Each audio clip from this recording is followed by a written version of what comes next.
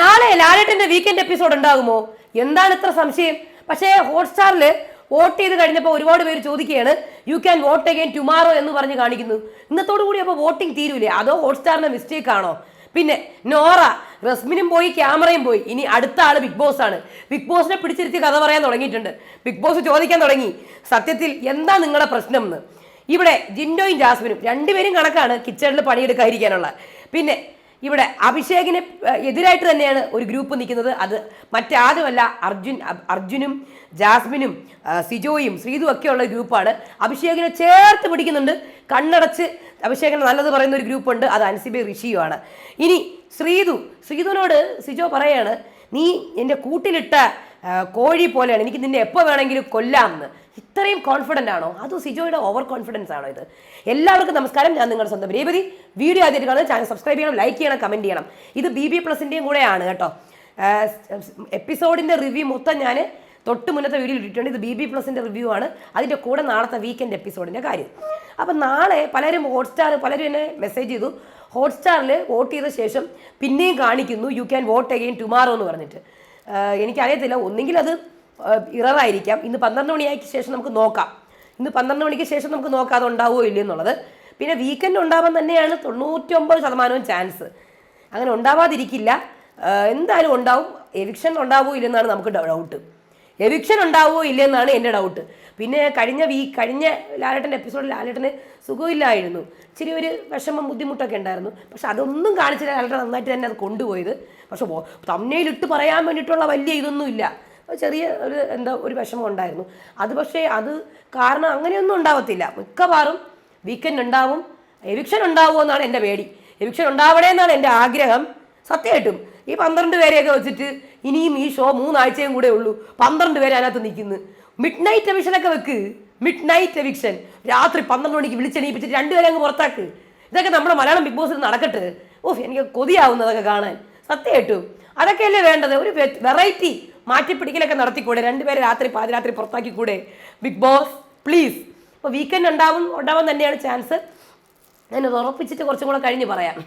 അത് നാളെ രാവിലെ പറയാം. വീക്കെൻഡ് എന്തായാലും ഉണ്ടാവാൻ തന്നെയാണ് 99% ചാൻസ്. എന്തെങ്കിലും ഒരു കാരണം ഉണ്ടെങ്കിൽ ചിലപ്പോൾ ഉണ്ടാവത്തില്ല, പക്ഷെ എന്തായാലും ഉണ്ടാവും.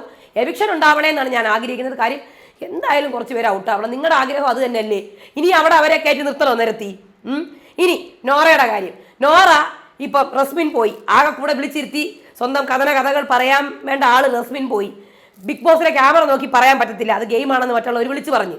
ഇനി ആകെയുള്ള ഒരാൾ അത് ക്യാമറയും അല്ല റസ്മിനും അല്ല, ബിഗ് ബോസ് തന്നെ. ബിഗ് ബോസിന്റെ കൺഫെഷൻ റൂമിൽ പോയിരുന്നിട്ട് തുടങ്ങി അങ്ങ് ബിഗ് ബോസ്. എനിക്ക് കൺഫ്യൂഷനൊന്നും ഇല്ല, ഞാൻ വളരെ ബോൾഡാണ്. അതായത് നോറയ്ക്ക് ഇപ്പം തെളിയിക്കണം, നോറ തെറ്റുകാരിയല്ല, നോറ തെറ്റൊന്നും ചെയ്തിട്ടില്ല. തെറ്റുകാർ മൊത്തം നോറയെ പറയുന്ന ആൾക്കാരാണ് തെറ്റുകാർ, അതായത് വീട്ടുകാർ. മനസ്സിലായോ? നോറ തെറ്റുകാരി എല്ലാം തെളിയിക്കാൻ വേണ്ടിയിട്ടാണ് ബിഗ് ബോസിന്റെ കൺവെൻഷൻ റൂമിൽ പോയത്. പക്ഷേ ബിഗ് ബോസ് തന്നെ ചോദിച്ചു സത്യത്തിൽ എന്താ കുഴപ്പം എന്ന്. മനസ്സിലായോ? ഇനി ലാലേട്ടൻ്റെ എപ്പിസോഡിലും വന്ന് ഇത് ക്ലിയർ ചെയ്യാൻ വേണ്ടി ഇരിക്കുകയാണ് നോറ. ലാലേട്ടൻ വന്നു കഴിഞ്ഞ് അരമണിക്കൂർ നോറയ്ക്ക് വേണ്ടി കൊടുത്ത് നോറ തെറ്റുകാരി അല്ല എന്ന് ലാലേട്ടൻ്റെ വായിൽ നിന്ന് കേൾപ്പിക്കണം. അതിനുള്ള പരിശ്രമം നോറ നടത്തുന്നുണ്ട്. അത് നോറയുടെ നോറ ഗെയിം നന്നായി കളിക്കുന്നു. കാര്യം ഗെയിം വരുമ്പോൾ, ടാസ്ക് വരുമ്പോൾ നോറയ്ക്ക് ഒരു കുഴപ്പമില്ലല്ലോ. ഒരു കരച്ചിലും ഇല്ല, വിഷമവും ഇല്ല, ഒന്നുമില്ല. ഒരു സർവീസും ഇല്ല, ഒന്നുമില്ല. ടാസ്ക് വരുമ്പോൾ പുള്ളിക്കാരി കളിക്കുന്നുണ്ട്, ചിന്തിക്കുന്നുണ്ട്, ആലോചിക്കുന്നുണ്ട്. നമുക്ക് അങ്ങനെ വിഷമമാണെങ്കിൽ നമുക്ക് ഒന്നും ചെയ്യാൻ പറ്റത്തില്ല. നമുക്ക് നോമിനേറ്റ് ചെയ്യാൻ പറ്റില്ല, ക്യാപ്റ്റൻസി നോമിനേറ്റ് ചെയ്യാൻ പറ്റില്ല, വർത്തമാനം പറയാൻ പറ്റില്ല. ഭയങ്കര വിഷമമായിരിക്കും. ഇതിപ്പം ആകെ വിഷമിച്ചിരിക്കാൻ വേണ്ടിയുള്ള സ്ഥലത്ത് മാത്രം വിഷമിച്ചിരിക്കുന്നു.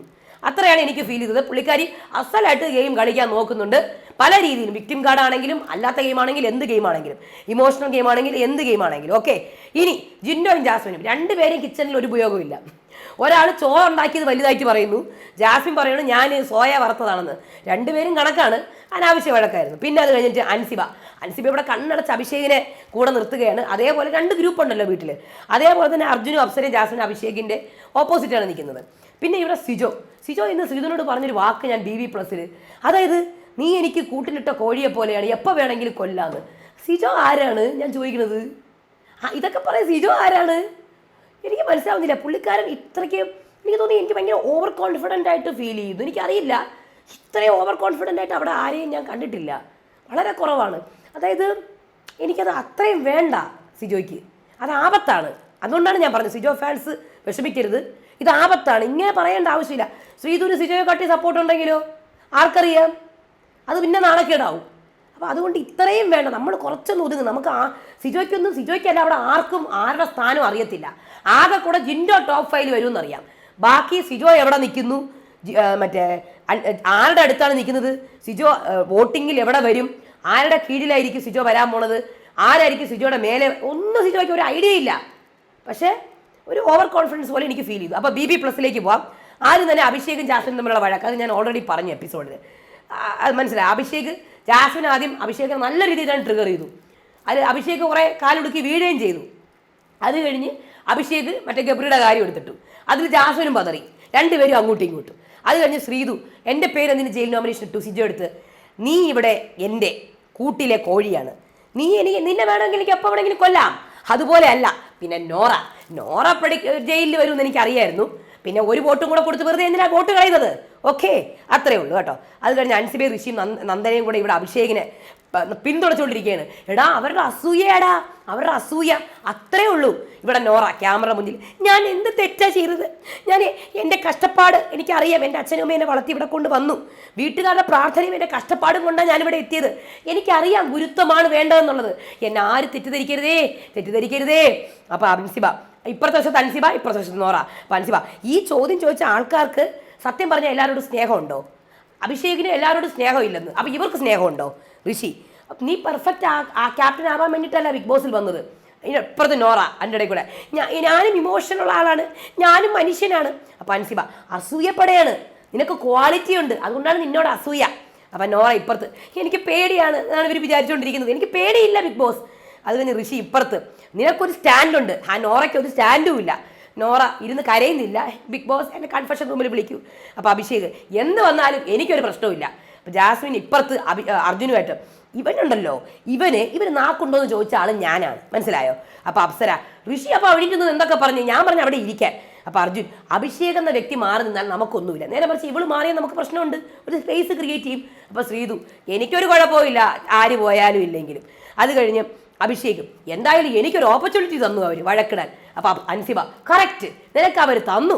അത് കഴിഞ്ഞ് ജാസ്മിൻ ഇവിടെ, അതിൻ്റെ ഇടയിൽ കൂടെ എനിക്ക് അത്രയ്ക്ക് ദേഷ്യം വന്നത് ആ ഋഷിയും ആ അൻസിബയും കൂടെ ഇറങ്ങി നിന്നിട്ടാണ്. അത് കഴിഞ്ഞ് നോറ എന്നെ കൺഫെഷൻ റൂമിൽ വിളിക്കുന്നു. നോറ, എന്താണ് കാര്യം നോറ? എനിക്ക് കുറച്ച് പേഴ്സണൽ കാര്യങ്ങൾ പറയാനുണ്ട് ബിഗ് ബോസ്. ഷോയുടെ കാര്യമാണോ? അല്ല, എന്നെ പേഴ്സണലി ഡിസ്റ്റർബ് ചെയ്ത കുറച്ച് കാര്യങ്ങൾ, എൻ്റെ ഫാദർ പറഞ്ഞ കുറച്ച് കാര്യമാണ്. ഞാൻ ചെറിയ കുട്ടിയായിരിക്കുമ്പോൾ എനിക്ക് പിന്നെ ആ സമയത്തുള്ള കാര്യങ്ങളാണ് പറഞ്ഞത്. എനിക്ക് മൂഡ് സ്വിങ്സ് വരും, എല്ലാവരും എന്നെ തെറ്റിദ്ധരിക്കരുതേ, എല്ലാവരും കാണുന്നുണ്ടല്ലോ അല്ലേ, കൺഫെഷനും BB+ൽ കാണിക്കണേ ദൈവമേ, ഞാൻ നല്ല കുട്ടിയാണ് ബിഗ് ബോസ്, ഞാൻ മൂഡ് സ്വിങ്സ് കാരണമാണ് ഇന്നലെ അങ്ങനെയൊക്കെ പറഞ്ഞു പോയത്. പിന്നെ ഞാൻ ഡിസ്റെസ്പെക്ട്ഫുൾ ആയിട്ട് സംസാരിച്ചെന്ന് ഇവർ പറഞ്ഞു, ഈ വീട്ടുകാർ, അവരാണ് തെറ്റുകാർ. ഞാൻ ക്യാമറയുടെ മുന്നിൽ വീട്ടുകാരെ കുറ്റം പറഞ്ഞിട്ടില്ല ബിഗ് ബോസ്. അപ്പോൾ ബിഗ് ബോസ്, ഇതിപ്പോൾ ഞാൻ എന്താണ് പറയേണ്ടത്? വ്യക്തിപരമായ കാര്യങ്ങളല്ലേ? നിങ്ങളെ തക്കാലം പിടിച്ചിരുത്തി റസ്മിനും ഔട്ടായി ക്യാമറ എടുത്തും പറയാൻ പറ്റില്ല, അപ്പം നിങ്ങൾ മാത്രമേ ഉള്ളൂ. ബിഗ് ബോസ്, നിങ്ങൾ ഇവിടെ ഇരുന്ന് കേട്ടാൽ മതി, ബാക്കിയൊക്കെ പ്രേക്ഷകർ കേട്ടോളൂ, നിങ്ങൾ മിണ്ടായിരുന്നു കേൾക്കുക. ഈ വ്യക്തിപരമായ കാര്യമാണ് ബിഗ് ബോസെ വളച്ചൊടിച്ചത്, ഷോയുടെ ഭാഗമല്ല. എന്നാലും ബിഗ് ബോസ് ഇവിടെ നിന്ന് മിണ്ടായിരുന്നു കേൾക്കുക, മനസ്സിലായി? വേണമെങ്കിൽ എന്നിട്ട് BB+ൽ ഇട്ട് കൊടുത്താൽ മതി, അവർ കേട്ടോളൂ. ബിഗ് ബോസ്, മറ്റുള്ളവർ പല ഗെയിമും കളിക്കും, ഇതൊക്കെ നേരത്തെ പറഞ്ഞ കാര്യങ്ങളല്ലേ? അത് അവർ മറന്നുപോയി കാണും പ്രേക്ഷകർ. ഞാൻ ഒന്നും കൂടെ വന്നതാണ്, കുറച്ചുകൂടി പക്വത കാണിക്കണം കേട്ടോ. ഞാൻ കാണിക്കാം ബിഗ് ബോസ്, എനിക്ക് പക്വത ഭയങ്കരമായിട്ടുണ്ട്, ഞാൻ ഭയങ്കര ഗെയിമറാണ്. സോറി ബിഗ് ബോസ്, ഞാൻ ഈ സിറ്റുവേഷൻ എങ്ങനെ ഹാൻഡിൽ ചെയ്യണമെന്ന് അറിയാഞ്ഞിട്ടല്ല, എനിക്ക് സിറ്റുവേഷനൊക്കെ ഹാൻഡിൽ ചെയ്യാൻ അറിയാം. പിന്നെ എന്താണ് പ്രശ്നം? സിറ്റുവേഷൻ ഹാൻഡിൽ ചെയ്യാൻ അറിയാമെങ്കിൽ പിന്നെ അത് ചെയ്തൂടെ? എന്നെ പിടിച്ച് റസ്മിന് പകരം ഇരുത്തുകയാണോ വേണ്ടത്? അതായത് തളർന്നു പോകരുത്. അയ്യോ, ഞാൻ തളർന്നിട്ടില്ല ബിഗ് ബോസ്, ഞാൻ തളർന്നിട്ടില്ല, ഞാൻ കൺഫ്യൂസ്ഡും അല്ല. പിന്നെ എന്താണ് കുഴപ്പം താങ്കളുടെ? തളർന്നിട്ടുമില്ല, കൺഫ്യൂസ്ഡും അല്ല. ബിഗ് ബോസ് വെറുതെ ഇങ്ങനെ കേട്ടോണ്ടിരുന്നാൽ മതി, എന്നിട്ട് വേണം പ്രേക്ഷകരിൽ എത്തിക്കുക. എനിക്ക് തളർന്നിട്ടില്ല, എനിക്ക് കൺഫ്യൂസും ഇല്ല ബിഗ് ബോസ്. വീട്ടുകാരെ എഫക്റ്റ് ചെയ്യുമോ? എനിക്ക് അതാണ് അറിയേണ്ടത്.